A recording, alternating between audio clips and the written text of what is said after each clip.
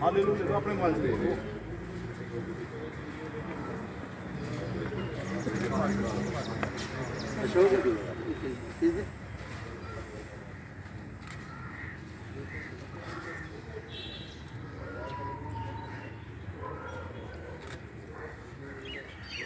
जाए तो मैं पढ़ ला देख के देख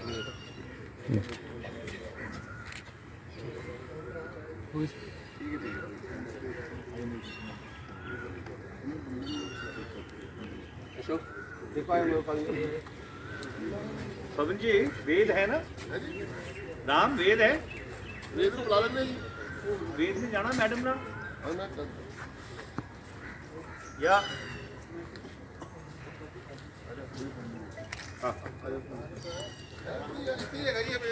आउटसाइडर हैं, आपने लुधियाना से लड़ा, आपने आनंदपुर साहिब से लड़ा, अब चंडीगढ़ की बारी आ रही है, तो किस तरह से आप ये देखते हैं, कैसे लोगों को लेकर साथ चलेंगे? देखिए मैं अपने आप को बहुत सौभाग्यशाली समझता हूँ कि कांग्रेस पार्टी का इतना आशीर्वाद मेरे ऊपर है कि उन्होंने 3 संसदीय क्षेत्र से मुझे चुनाव लड़ाने का फैसला किया।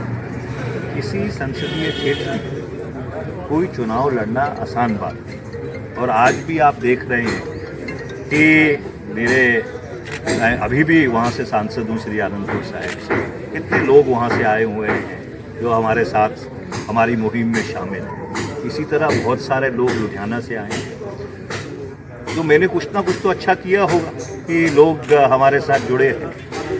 और ये जो बेतुकी बातें हैं, आउटसाइडर इनसाइडर, ये कोई कॉरपोरेशन का इलेक्शन लड़ रहे हैं। ये तो बीजेपी वाले नहीं, आपके कांग्रेस पार्टी वाले भी कह रहे हैं, चौहान साहब ने तो रेजिग्नेशन तक दे दिया है। देखिए ऐसा है कि प्रधानमंत्री जी श्री नरेंद्र मोदी बनारस से चुनाव लड़ते हैं, तो क्या वो बनारस के रहने वाले हैं? तो चंडीगढ़ का रहने वाला हूँ, मेरा जन्म यहाँ हुआ, और यहाँ पे ये आपकी कोठी है, लोग भी दिखाइए और कोठी भी दिखाइए, यहीं से हैं आप?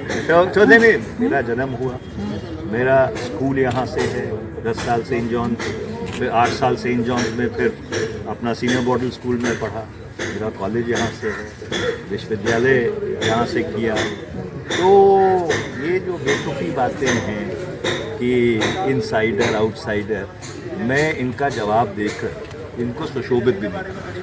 पर ये क्या कारण है कि आपने आनंदपुर साहब छोड़ के, क्योंकि कई बार आप वहाँ पे प्रचार के लिए भी नहीं जा रहे थे, तो ऐसी अटकलें लगाई जा रही थी कि आप चंडीगढ़ ही मूव कर रहे हैं, और आपका एक डिज़ायर भी था यहाँ पे करने का, पर उसका कारण क्या है? कोई कारण नहीं, तो पार्टी का फैसला है। अगर पार्टी के कि मुझे श्री आनंदपुर साहिब से दोबारा इलेक्शन लड़नी है, मैं वहाँ से इलेक्शन लड़ता हूँ। तो इसलिए ये जो फैसले हैं ये पार्टी करती है, सभी चीज़ों को संज्ञान में। और ये कोई नई बात नहीं है। अब जैसे दलजीत सिंह चीमा जो रोपड़ से इलेक्शन लड़े थे, उनको गुरदासपुर अकाली दल ने भेजा है लोकसभा का चुनाव लड़ने के लिए। इसी तरह से तमाम और उदाहरण हैं। तो एक लोकसभा का चुनाव, एक बात ये भी आ रही है कि कांग्रेस में इतना उथल-पुथल क्यों है? चन्नी साहब जलंधर से लड़ रहे हैं, सुखपाल खेड़ा को संगरूर भेज दिया गया है, अब चंडीगढ़ में, तो ये इतना जो अपना जो कंफर्ट जोन है, कॉन्स्टिट्यूएंसी है, वहाँ से मूव करके फर्स्ट से दूसरे इलाकों में जाने का क्या मतलब? क्योंकि कांग्रेस के पास इतने कद्वर नेता हैं जो अपना इलाका छोड़ के बाकी जगह जाके चुनाव लड़ सकते हैं। अब सुखपाल खेड़ा हमारे मित्र हैं, हमारे साथ यूथ कांग्रेस में रहे, वो कपूरथला अपना बुलंद से एमएलए हैं, वो संगरूर से लड़ रहे हैं। सरदार चरणजीत सिंह चन्नी जी की जो विधानसभा क्षेत्र था वो मेरे लोकसभा क्षेत्र में था, श्री चमकौर साहब, वो जलंधर से चुनाव लड़ रहे हैं। तो कांग्रेस पार्टी में इस तरह के कद्वर नेता हैं जो कहीं से भी अगर चुनाव लड़ते हैं तो उनको जन समर्थन मिलता है। और मैं इस बात को एक I consider it to be a badge of honour कि पार्टी मुझ पर इतना भरोसा करती है, और जहाँ पे भी मुझे भेजा गया है वहाँ चुनाव जीत के किला फतेह करके लोकसभा में तो आप पहुंचे। एक हैट्रिक की तरह देख रहे हैं, लुधियाना, आनंदपुर साहिब, उसके बाद चंडीगढ़, 3 अलग लोकेशन पे। लेकिन पवन बंसल हैं, वो भी नाराज चल रहे हैं, वो वहाँ के कंटेंडर भी रहे हैं, 2 बार यहाँ से चुनाव लड़े हैं, हालांकि हारे भी हैं, लेकिन फॉर्मर रेलवे मिनिस्टर रहे हैं यूपीए में।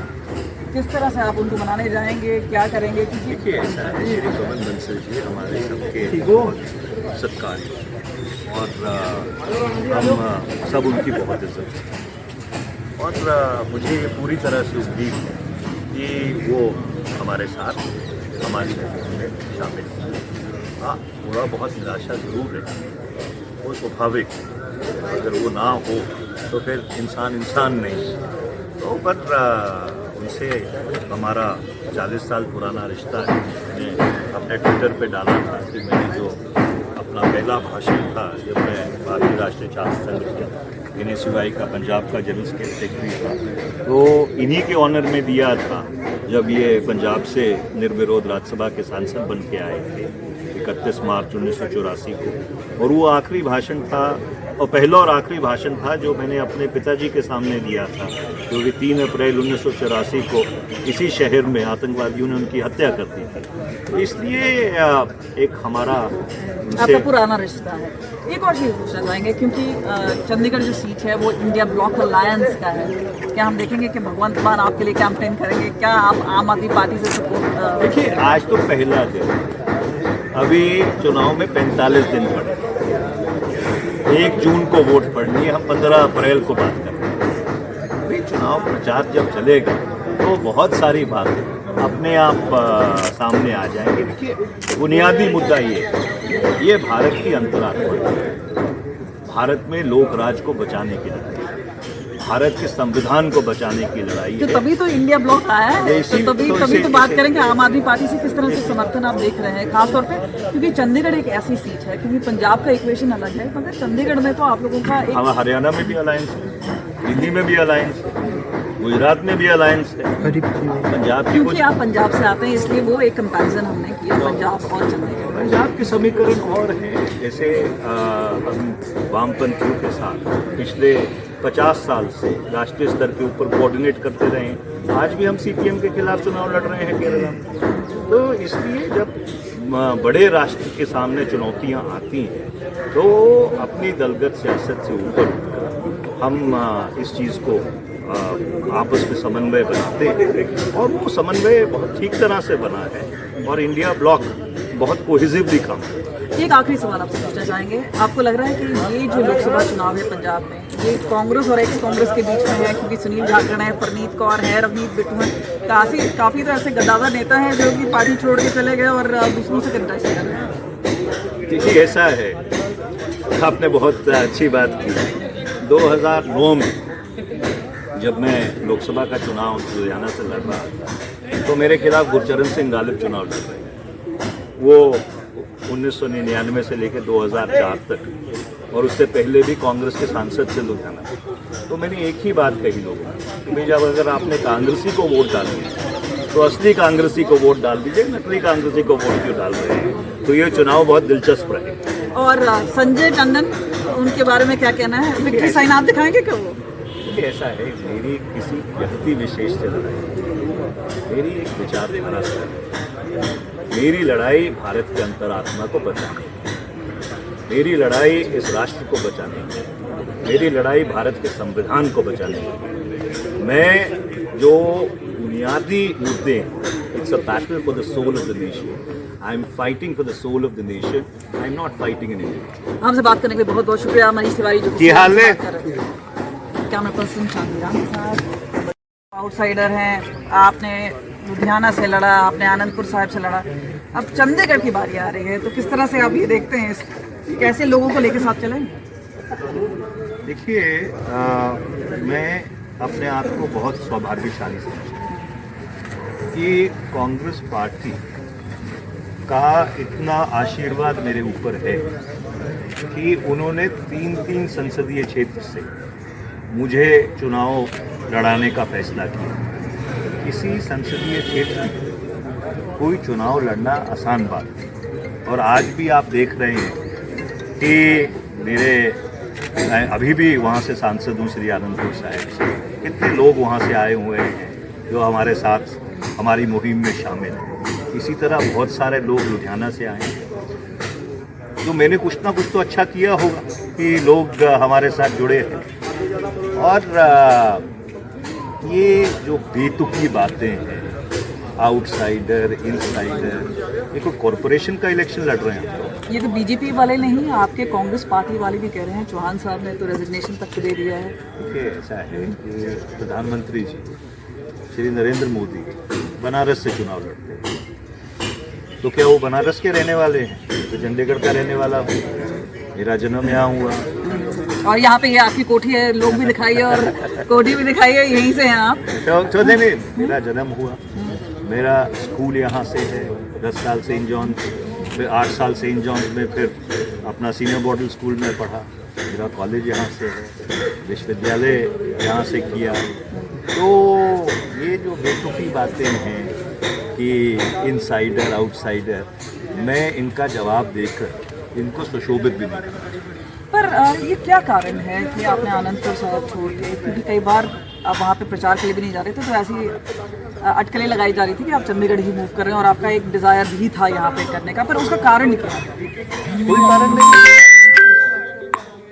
तो पार्टी का फैसला है। अगर पार्टी के कि मुझे श्री आनंदपुर साहिब से दोबारा इलेक्शन लड़नी है, मैं वहाँ से इलेक्शन लड़ूँ। तो इसलिए ये जो फैसले हैं ये पार्टी करती है, सभी चीज़ों को संज्ञान में। और ये कोई नई बात नहीं है। अब जैसे दलजीत सिंह चीमा जो रोपड़ से इलेक्शन लड़े थे, उनको गुरदासपुर अकाली दल ने भेजा है लोकसभा का चुनाव लड़ने के लिए। इसी तरह से तमाम और उदाहरण हैं। तो एक लोकसभा का चुनाव, एक बात ये भी आ रही है कि कांग्रेस में इतना उथल-पुथल क्यों है? चन्नी साहब जालंधर से लड़ रहे हैं, सुखपाल खेड़ा को संगरूर भेज दिया गया है, अब चंडीगढ़ में। तो ये इतना जो अपना जो कंफर्ट जोन है, कॉन्स्टिट्यूएंसी है, वहाँ से मूव करके फर्स्ट से दूसरे इलाकों में जाने का क्या मतलब? क्योंकि कांग्रेस के पास इतने कद्वर नेता हैं जो अपना इलाका छोड़ के बाकी जगह जाके चुनाव लड़ सकते हैं। अब सुखपाल खेड़ा हमारे मित्र हैं, हमारे साथ यूथ कांग्रेस में रहे, वो कपूरथला अपना बुलंद से एमएलए हैं, वो संगरूर से लड़ रहे हैं। सरदार चरणजीत सिंह चन्नी जी की जो विधानसभा क्षेत्र था वो मेरे लोकसभा क्षेत्र में था, श्री चमकौर साहब, वो जालंधर से चुनाव लड़ रहे हैं। तो कांग्रेस पार्टी में इस तरह के कद्वर नेता हैं जो कहीं से भी अगर चुनाव लड़ते हैं तो उनको जन समर्थन मिलता है। और मैं इस बात को I consider it to be a badge of honour कि पार्टी मुझ पर इतना भरोसा करती है और जहाँ पे भी मुझे भेजा गया है वहाँ चुनाव जीत के किला फतेह करके लोकसभा में। तो आप एक हैट्रिक की तरह देख रहे हैं, लुधियाना, आनंदपुर साहिब, उसके बाद चंडीगढ़, 3 अलग लोकेशन पे। लेकिन पवन बंसल हैं, वो भी नाराज चल रहे हैं, वहाँ के कंटेंडर भी रहे हैं, 2 बार यहाँ से चुनाव लड़े हैं, हालांकि हारे भी हैं, लेकिन कॉमर्स रेलवे मिनिस्टर रहे हैं यूपीए में। किस तरह से आप उनको मनाने जाएंगे, क्या करेंगे? देखिए, ऐसा है श्री पवन बंसल जी हमारे सबके सत्कार और हम सब उनकी बहुत इज्जत करते हैं। और मुझे ये पूरी तरह से उम्मीद है कि वो हमारे साथ हमारी मुहिम में शामिल हों। हाँ, थोड़ा बहुत निराशा ज़रूर है, वो स्वाभाविक, अगर वो ना हो तो फिर इंसान नहीं। तो पर उनसे हमारा 40 साल पुराना रिश्ता है। मैंने अपने ट्विटर पे डाला था कि मैंने जो अपना पहला भाषण था जब मैं भारतीय राष्ट्रीय छात्र संघ के NSUI का पंजाब का जनरल सेक्रेटरी था, तो इन्हीं के ऑनर में दिया था जब ये पंजाब से निर्विरोध राज्यसभा के सांसद बन के आए थे 31 मार्च 1984 को। और वो आखिरी भाषण था और पहला और आखिरी भाषण था जो मैंने अपने पिताजी के सामने दिया था, क्योंकि 3 अप्रैल 1984 को इसी शहर में आतंकवादियों ने उनकी हत्या कर दी थी। तो इसलिए एक हमारा आपका पुराना रिश्ता है। एक और चीज़ पूछना चाहेंगे, क्योंकि चंडीगढ़ जो सीट है वो इंडिया ब्लॉक अलायंस का है, क्या हम देखेंगे कि भगवंत मान आपके लिए कैंपेन करेंगे? क्या आप आम आदमी पार्टी से सपोर्ट? देखिए, आज तो पहला दिन, अभी चुनाव में 45 दिन पड़े, 1 जून को वोट पड़नी है, हम 15 अप्रैल को बात कर रहे हैं। अभी चुनाव प्रचार जब चलेगा तो बहुत सारी बातें अपने आप सामने आ जाएंगी। देखिए, बुनियादी मुद्दा ये भारत की अंतरात्मा है भारत में लोक राज को बचाने की लड़ाई, भारत के संविधान को बचाने की लड़ाई तो है। तभी तो इंडिया ब्लॉक आया है, इसी- तो तभी तो इसे- बात इसे- करेंगे आम आदमी पार्टी से किस तरह से समर्थन आप देख रहे हैं, खासतौर पे क्योंकि चंडीगढ़ एक ऐसी सीट है, क्योंकि पंजाब का इक्वेशन अलग है, मगर चंडीगढ़ में तो आप लोगों का एक हम हरियाणा में भी अलायंस है, दिल्ली में भी अलायंस है, गुजरात में भी अलायंस है, पंजाब की क्योंकि कुछ आप पंजाब से आते हैं इसलिए वो एक कंपैरिजन हमने किया पंजाब और चंडीगढ़। पंजाब के समीकरण और हैं। जैसे हम वामपंथियों के साथ पिछले 50 साल से राष्ट्रीय स्तर के ऊपर कोऑर्डिनेट करते रहे हैं। आज भी हम सीपीएम के खिलाफ चुनाव लड़ रहे हैं केरला में। तो इसलिए जब बड़े राष्ट्र के सामने चुनौतियां आती हैं तो अपनी दलगत सियासत से ऊपर उठकर हम इस चीज़ को आपस में समन्वय बनाते हैं और वो समन्वय बहुत ठीक तरह से बना है और इंडिया ब्लॉक बहुत कोहेसिवली काम करता है। एक आखिरी सवाल आपसे पूछना चाहेंगे, आपको लग रहा है कि ये जो लोकसभा चुनाव है पंजाब में, ये कांग्रेस और एक्स कांग्रेस के बीच में है, क्योंकि सुनील जाखड़ है, परनीत कौर है, रवनीत बिट्टू है, काफ़ी तो ऐसे गद्दावर नेता हैं जो कि पार्टी छोड़ के चले गए और दूसरों से कंटेस्ट कर रहे हैं। देखिए ऐसा है, आपने बहुत अच्छी बात की। 2009 में जब मैं लोकसभा का चुनाव लुधियाना से लड़ रहा था तो मेरे खिलाफ गुरचरण सिंह गालिब चुनाव लड़ रहे हैं। वो 1999 से लेकर 2004 तक और उससे पहले भी कांग्रेस के सांसद से लुधियाना। तो मैंने एक ही बात कही लोगों को कि भाई जब अगर आपने कांग्रेसी को वोट डालनी है तो असली कांग्रेसी को वोट डाल दीजिए, नकली कांग्रेसी को वोट क्यों डाल रहे हैं। तो ये चुनाव बहुत दिलचस्प रहे। और संजय टंडन, उनके बारे में क्या कहना है? विक्ट्री साइन आप दिखाएंगे क्या वो? ऐसा है, मेरी किसी व्यक्ति विशेष से लड़ाई, मेरी एक विचारधारा से लड़ाई। मेरी लड़ाई भारत के अंतरात्मा को बचाने की, मेरी लड़ाई इस राष्ट्र को बचाने की, मेरी लड़ाई भारत के संविधान को बचाने की। मैं जो बुनियादी मुद्दे, it's a battle for the soul of the nation. I am fighting for the soul of the nation, I am not fighting in India. हमसे बात करने के लिए बहुत बहुत शुक्रिया मनीष तिवारी जो की हाल है? कैमरा पर्सन चांदीराम के साथ।